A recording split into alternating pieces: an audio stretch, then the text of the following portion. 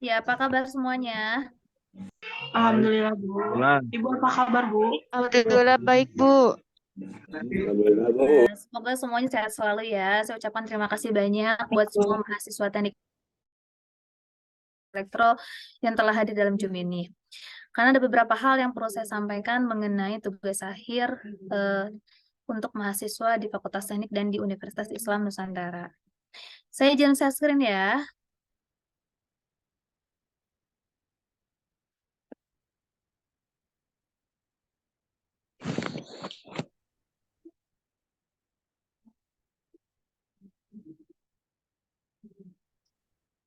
Ya. Ini ada panduan tugas akhir yang mana sekarang universitas itu prinsipnya adalah ingin mahasiswanya lulus tepat pada waktunya. Jadi kami dari Universitas Islam Nusantara dan kami Fakultas Teknik mengadopsi dari universitas ada beberapa jenis tugas akhir yang bisa dipilih oleh mahasiswa. Jadi kalau selama ini tugas akhir mahasiswa berupa apa yang kalian ketahui? Skripsi kan selama ini. Nah, sekarang ada beberapa pilihan dalam tugas akhir. Jadi tugas akhir siswa itu sekarang ada 4 jenis ya. Itu dipersilakan kepada mahasiswa. Jadi ada yang selain tugas akhir dalam bentuk skripsi bisa memilih dengan artikel jurnal nasional terakreditasi atau bisa artikel pada jurnal internasional bereputasi, dan bisa artikel pada proceeding seminar internasional bereputasi, atau produk atau karya beserta laporan proses atau produksi dan hasil analisisnya. Nah, jadi ada 5, bisa skripsi, bisa pilih jurnal nasional terakreditasi. Nah, jurnal nasional terakreditasi ini maksudnya adalah bisa jurnal Sinta ya. Sintanya bisa Sinta 6, bisa Sinta 5, Sinta 4, Sinta 3, Sinta 2, Sinta 1. Itu bisa ya. Sebentar, ribut di sini. Ya, terdengar suara saya tapi kan ya? Terdengar, Bu. Terdengar, Ibu. Terdengar, Bu. Ya. Terdengar. Jadi, Rame. nah, sip. Terima kasih. Rame. Ya. Nah, kemudian, jurnal nasional terakreditasi ini silahkan dipilih ya, bisa dipublikasikan di tempat jurnal yang kalian pilih, mau Sinta 6 sampai Sinta 1 atau Sinta 1 sampai Sinta 6, bebas. Itu dan variasi harganya ya. Harganya itu bisa berkisar dari 400, 500, 600, 700, tergantung. Semakin Sintanya semakin kecil itu biasanya semakin mahal. Misalnya nih, Sinta 4 misalnya 450.000. Bisa jadi Sinta 3 itu lebih mahal daripada Sinta 4. Contohnya seperti itu. Nah, oke, seperti itu ya. Dan itu dipilih terserah mahasiswa dan pembimbingnya. Ya, terserah pilih. Dan nanti Prodi akan mengeluarkan rekomendasi-rekomendasi jurnal yang bisa dipilih oleh setiap mahasiswa. Begitu. Kemudian, untuk jurnal internasional bereputasi ini adalah jurnal Scopus biasanya. Dan ini bayarnya itu ke universitas langsung. Dan ini bisa terdiri dari 4 orang. 4 orang mahasiswa. 4 orang mahasiswa. Ya, 4 orang mahasiswa dengan 1 orang pembimbing. Nah, kalau jurnal nasional terakreditasi itu 2 orang. 2 orang. Jadi kalian bisa 2 orang. Bisa join satu prodi, bisa antar prodi juga gitu. Nah, itu 2 orang mahasiswa dengan 1 pembimbing. Sama, jurnal internasional pun satu orang pembimbingnya. Seperti itu. Nah, untuk jurnal internasional ini biayanya lebih mahal, tapi ini lebih mudah untuk lebih mudah prosesnya ya. Lebih mahal tapi lebih mudah prosesnya. Maksudnya begini, jurnal internasional ini yang mengelolanya, yang menerbitkannya nanti dari pihak universitas bekerja sama dengan jurnal internasional yang ada di luar sana, begitu. Jadi mahasiswa hanya mengumpulkan soft filenya saja, gitu, dan bayarnya pun langsung ke universitas. Dan ini biayanya adalah sebesar 15 juta. Kurang lebih 1.200 sekitar 15 juta. Nah, itu bisa dibagi berempat. Jadi 15 juta dibagi 4 gitu. Dan kalau jurnal ini, kenapa ada jurnal? Kan kalau skripsi itu bisa ratusan ya, kayak Whopper ya, Whopper Tenggo ratusan. Nah, kalau jurnal ini ya 7 sampai 10 lembar. Artinya apa? Artinya lebih sebentar menyusunnya, artinya lebih simpel, waktunya pun lebih pendek. Diharapkan dengan waktu 2 minggu saja sudah beres itu jurnal. Coba kalau skripsi, bisa berbulan, 6 bulan, sampai 1 tahun ada yang belum beres, sampai 2 tahun ada yang belum beres itu. Gitu. Karena memang harus selain kita melakukan penelitian, maaf sebentar ya, ribut. Pak Iwan, punten Pak Iwan. Ya, karena selain kita menyusun atau mencari data, kita pun harus mengetik banyak karena banyak sekali yang dibicarakan dalam skripsi dan tahapannya juga cukup banyak juga begitu ya. Jadi jika ada pertanyaan boleh nanti kita di sesi diskusi ya. Kemudian jurnal internasional ini bayar ke universitas ya, dan tidak harus nunggu terbit tapi nunggu LOA saja. Mau jurnal nasional, mau jurnal internasional, asal terbit LOA. LOA itu ada pemberitahuan kalau sudah diterima jurnal kita di sana dan langsung diserahkan ke prodi si LOA tersebut, kemudian dilakukan yudisium ya. Tidak lebih dari seminggu prodi harus melakukan yudisium setelah keluar letter of acceptance tersebut ya. Kemudian yang ketiga ada pilihannya artikel pada proceeding seminar internasional. Jadi bisa berupa proceeding, tapi seminar internasional. Tapi yang harus yang bereputasi. Ya, kemudian yang keempat adalah bisa produk atau karya. Nah, karya ini ya ada laporannya, kemudian ada hasil analisisnya seperti apa, dan ini outputnya, nanti ada outputnya masing-masingnya, outputnya harus berupa haki atau berupa paten sederhana. Itu bisa, gitu. Nah, jadi kalau selama ini informatika, contohnya ya, informatika atau elektro mungkin selama ini bikin alat iya, kemudian bikin skripsi iya, alatnya rumit, skripsinya juga rumit karena banyak. Jadinya hasil evaluasi malah tambah lama nyusunnya, ya kan? Malah tambah rumit gitu karena banyak tahapannya. Nah, ini bisa memilih gitu, bisa pilih gitu. Bisa produk saja, atau bisa jurnal saja, atau bisa skripsi gitu.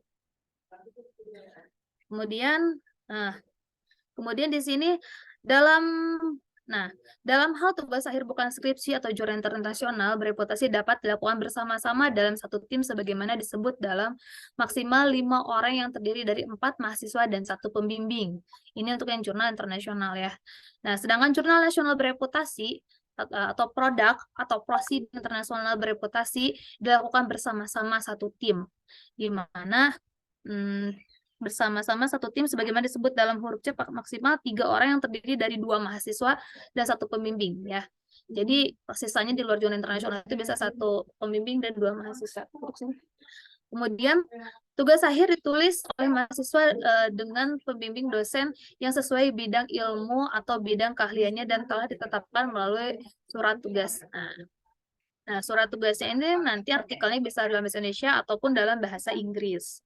Nah, ini ada syarat tugas akhir yang perlu dicermati oleh semua mahasiswa. Nih, mahasiswa terdaftar dan berstatus sebagai mahasiswa aktif, kemudian mahasiswa minimal sudah mengambil 120 SKS ya. Jadi mahasiswa yang sudah berhasil mengambil atau sudah pernah mengambil 120 SKS sudah bisa mulai mengontrak tugas akhir. Kemudian mata kuliah tugas akhir telah terdaftar dalam kartu studi sudah dikontrak berarti ya. Kemudian mahasiswa yang mengontrak tugas akhir harus minimal IPK-nya 2,5. Nah, jika misalkan gini, jadi jika ada mahasiswa sudah bisa mengontrak di semester 7 karena minimal 120 ya. Nah, sudah beres misalkan nih di semester 7. Tetapi sidang atau misalnya itu dilaksanakan di awal semester 8, tapi bisa jadi awal baru sehari atau 2 hari atau 3 hari masuk semester 8 dan tetap harus melunasi semester 8 tersebut gitu. Tetap harus membayar semester penuh. Itu fast track namanya ya. Jadi kalau dihitung 3,5 tahun, tetapi secara perhitungan semester tetap harus menginjak semester genap tersebut, semester 8 tersebut. Contohnya begitu. Kemudian di sini ada prosedur tugas akhir.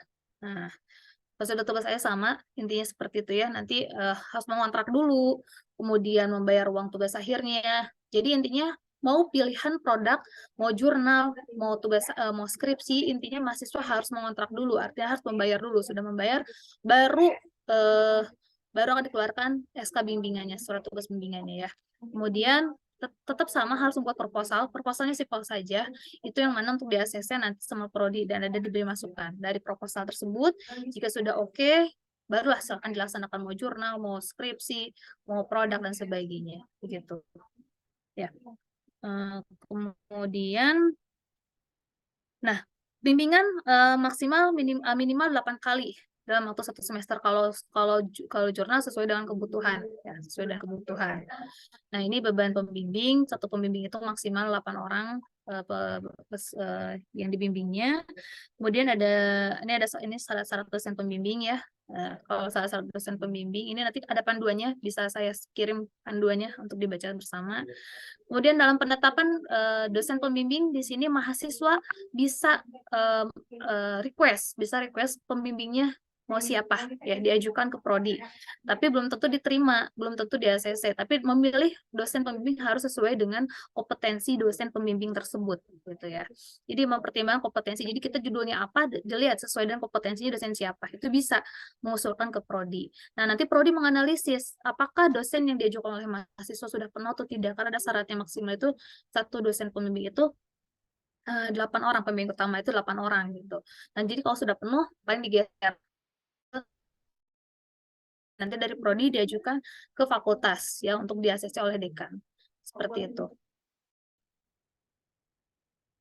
Kemudian, nah, penggantian dosen pembimbing pun bisa dilakukan ya, dengan syarat nanti ada evaluasi setiap 1 semester, dilihat progres dari tugas akhir mahasiswa tersebut. Jika progresnya kurang, itu bisa diganti, bisa mengajukan penggantian dosen pembimbing.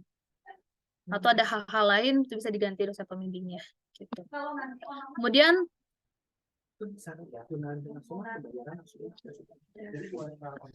nah, kemudian tugas dosen pembimbing di sini ada dosen pembimbing 1 dan ada tugas pembimbing 2. Ini ya, tugas pembimbing 1 sama tugas pembimbing dosen pembimbing 2 adalah kurang lebih sama. Inilah kurang lebih ya, dari mulai menganalisis judul, tugas akhir mahasiswa, kelengkapan kerangka teori, penuturan metode, dan sebagainya. Ini bisa dibaca ya. Ini tugas pembimbing pendamping, ya kurang lebih sama ya. Kemudian ini proses bimbingan. Proses bimbingan bisa dilaksanakan secara daring ataupun mau luring dengan prinsip paperless ya. Gitu. Kemudian, nah, waktu bimbingan. Nah, penulisan tugas akhir merupakan kegiatan akademik yang pelaksanaan terintegrasi dengan semester perkuliahan. Kemudian, surat tugas atau SK dekan pembimbing tugas akhir berlaku selama 1 semester mulai terbit. Kemudian, proses penggantian pembimbing tugas akhir dapat dilakukan di akhir semester berjalan berdasarkan hasil evaluasi terhadap kinerja bimbingan. Nah, ini perpanjangan proses bimbingan. Nah, setelah habis masa berlaku surat tugas atau SK bimbingan tugas akhir, maka mahasiswa diwajibkan mengajukan perpanjangan surat tugas atau SK bimbingan tugas akhir. Nah, dapat dilakukan hingga habis masa studi mahasiswa yang bersangkutan. Tapi itu ada batas waktunya, biasanya bayar lagi. Karena kalau suatu tugas habis, berarti kan bimbingan harusnya sudah selesai. Tapi kalau belum selesai, diperpanjang ya otomatis bayar lagi tugas akhirnya gitu. Kemudian, nah, ini luaran tugas akhir tadi. Luaran tugas akhir bentuk skripsi adalah laporan penelitian dalam bentuk skripsi yang ditulis dengan format yang ditentukan oleh masing-masing program studi di lingkungan Fakultas Teknik. Dan luaran tugas akhir bentuk bukan skripsi, ya, di sini ada naskah artikel jurnal ilmiah pada Jurnal Nasional Terakreditasi, atau naskah artikel proceeding seminar internasional bereputasi, atau laporan produk karya beserta laporan proses produksi dan haki ya. Kemudian ada jurnal internasional bereputasi. Nah, di mana jurnal internasional bereputasi ini akan dikoordinir oleh pihak universitas, sehingga pembayar publikasinya pun menjadi tanggung jawab pihak universitas gitu. Begitu. Nah, kalau ujian skripsi sama halnya seperti yang sudah berjalan selama ini ya, ujian skripsi tersebut. Ya, di mana setiap ujian skripsi itu, setiap skripsi yang telah disetujui pembimbing wajib disajikan dalam ujian skripsi yang teknik pelaksanaannya diatur oleh Fakultas Teknik. Kemudian, penguji utama adalah mereka yang memenuhi syarat sebagai pembimbing utama. Ini syarat-syarat penguji dan pembimbing ya. Kemudian jadwal ujian nanti diatur oleh prodi, kemudian hasil ujian. Jadi intinya untuk ujian skripsi ini ada ujiannya, ada sidang akhirnya, gitu. Ada sidang akhirnya. Di mana tahapannya ada proposal, ada ujian proposal, ada prasidang. Setelah lulus prasidang, jika ada perbaikan perbaiki dulu, baru mengajukan sidang skripsi. Nah, tapi untuk yang bukan skripsi atau non skripsi ini tidak ada yang namanya ujian sidang. gitu. Tidak ada penilaian, tapi jatuhnya ke publikasi. Jadi, nah di sini setiap tugas akhir dalam bentuk produk dilaporkan oleh pembimbing kepada prodi dengan dilengkapi berita acara yang berisikan jenis produk, kegunaan, bukti, orisinilitas atau haki ya atau paten. Kemudian prodi melakukan yudisium kelulusan dengan mengundang mahasiswa dan dosen pembimbing serta melaporkan secara tertulis pada dekan atau wakil dekan bidang akademik dan biro akademik. Kemudian setiap tugas akhir bentuk artikel publikasi dibuktikan dengan letter of acceptance di mana ini yang bertaraf nasional terakreditasi SINTA atau jurnal internasional bereputasi. Jadi kalau kita menerbitin jurnal tidak harus sampai terbit jurnalnya. Kalau kita menunggu terbit jurnal itu ada waktu terbitnya kan jurnal itu gitu. Contohnya nih kayak jurnal nasional SINTA itu biasanya rata-rata 6 bulan sekali nerbitinnya gitu. Tapi kalau kita bisa selesai sebelum 6 bulan itu bisa dapat LA-nya gitu. Nah, kalau dan UNIP sudah bisa menjamin ya kalau ada mahasiswa yang mengambil jurnal internasional itu setelah disubmit itu kurang lebih 3 sampai seminggu sudah keluar LA-nya. Jadi akan lebih cepat dibandingin jurnal nasional. Karena pengalaman kalau di jurnal nasional itu kami dosen kan bisa menerbitkan jurnal nasional itu biasanya ada revisi ketika kita masukkan submit jurnal itu biasanya seminggu kemudian ada revisi dari reviewer dari masing-masing jurnalnya, entah itu revisi latar belakangnya, entah itu revisi metodenya, entah abstraknya dan sebagainya, itu ada revisinya gitu. Dan setelah beres dari revisi kita masukkan kembali submit lagi, kemudian nanti ada review lagi sama pihak jurnalnya. Ketika ada pihak review lagi ada kekurangan dibalikin lagi ke kita suruh perbaiki sesuai dengan catatan-catatan yang diberikan oleh pihak reviewernya. Nah, kita submit lagi dan kalau sudah oke bisa terbit LA. Tapi kalau lagi jurnalnya kita ada masukan-masukan yang harus perbaiki lagi. Dan itu ketika pembalikan jurnalnya jangan dinanti-nanti, kalian harus sering lihat. Biasanya itu masuknya ke email ya. Dan ada pemberitahuannya ke email biasanya. Cepat perbaiki lagi. Karena jangan sampai lama di situ gitu. Karena kalau lama situ juga sama juga pernah baiki gitu. Kemudian nah, dalam rating penilaian ini ditentukan oleh pembimbing. Jadi kalau yang namanya jurnal, produk, yang nilainya pembimbing bukan penguji. Kalau skripsi penguji yang menilainya ya. Ini cukup kalau skripsi penguji dan pembimbing, tapi kalau jurnal sama produk penilainya itu adalah pembimbing masing-masing. Begitu. Nah, kurang lebih seperti itu. Kita sharing aja ya, kita diskusi. Barangkali ada yang mau ditanyakan nih. Boleh, silakan ada yang mau bertanya. Nih, di sini ada 85 mahasiswa nih. Ya, 85 mahasiswa. Kita diskusi nih, apa yang menghambat juga kenapa banyak mahasiswa semester 8 belum selesai. Assalamualaikum Bu, boleh bertanya Bu? Boleh nyalain kameranya Hamdi? Oh, ya. Apa Bu? Bisa on cam? Jelek Bu kameranya Bu tuh, buram, kayak kehidupan. Cukuplah kamera yang buram. Juga buram. Bu, bertanya Bu. Gimana Bu? Kan kalau jurnal internasional itu kan dia uploadnya tuh sama gitu. Jurnal nasional itu nguploadnya tuh kita masing-masing. Apa gimana Bu? Ya terus kalau pengujiannya tuh kan kalau jurnal nasional mah gak ada penguji kayak nanti pengujian kayak skripsi ya Bu ya? Iya. Jadi kita tuh cuma ngupload kalau udah beres kita langsung ngasih ke prodi apa gimana? Oke. Kalau di ACC. Oke. Ya. Saya jawab ya, dia. Ya. Jadi jurnal nasional itu yang nyari jurnalnya, yang submitnya, yang bikin account-nya itu mahasiswa masing-masing ya. Jadi di situ bekerja sama diskusi dengan pembimbing ya. Pak, Bu, saya mau terbitin ke jurnal nasional ini misalkan.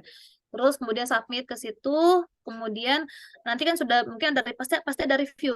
Yang namanya jurnal SINTA itu pasti ada review ya, bukan jurnal abal-abal soalnya kan. Jadi berarti itu proses bimbingan lah kalau kita menganggapnya itu. Tapi sebenarnya lebih simpel kan karena hanya sedikit Dibandingkan skripsi ratusan ini cuma 7-10 lembar lah gitu, kecil. Berdua lagi. Kalau jurnal nasional itu berdua mahasiswanya ya, bisa berdua, bisa kerjasama kan, bisa sharing kan dengan teman satu timnya gitu. Nah, setelah selesai sudah misalnya sudah keluar, nanti kan kalau sudah betul jurnalnya menurut pihak jurnal sana akan keluar LOA-nya. Dari LOA itu nanti serahkan ke pembimbing, ke prodi. Nah, prodi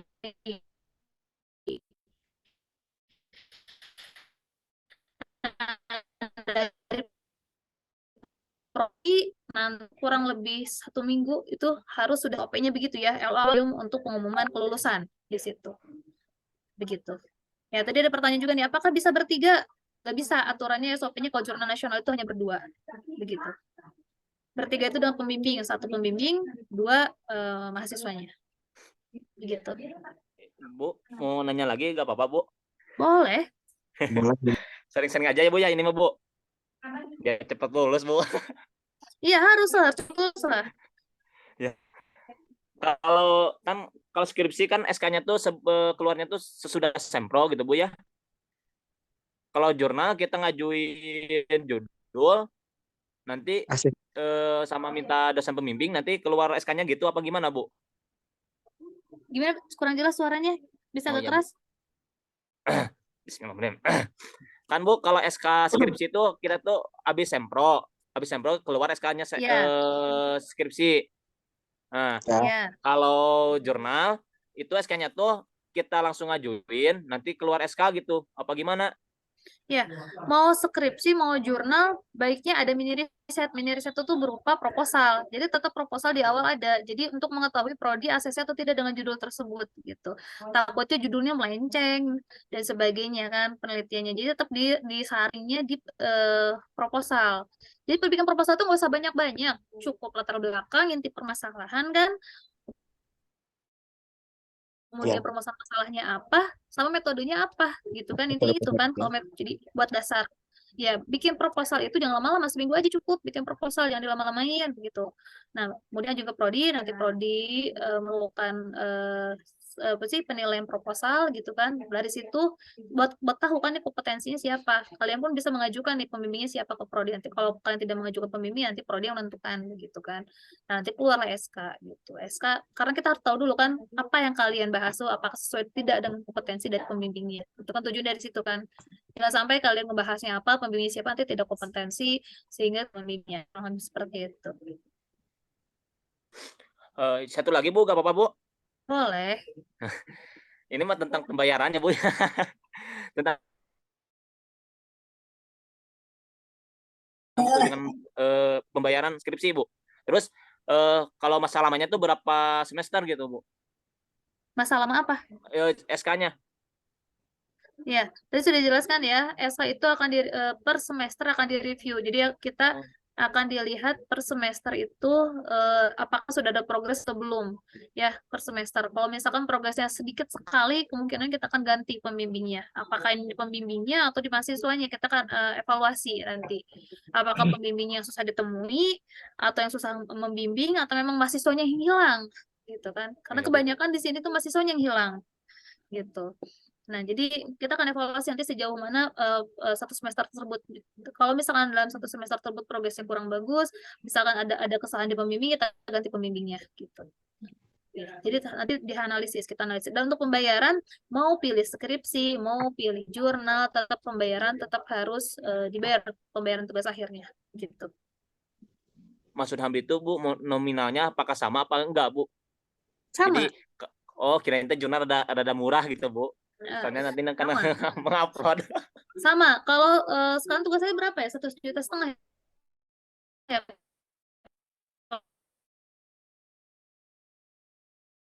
Ya.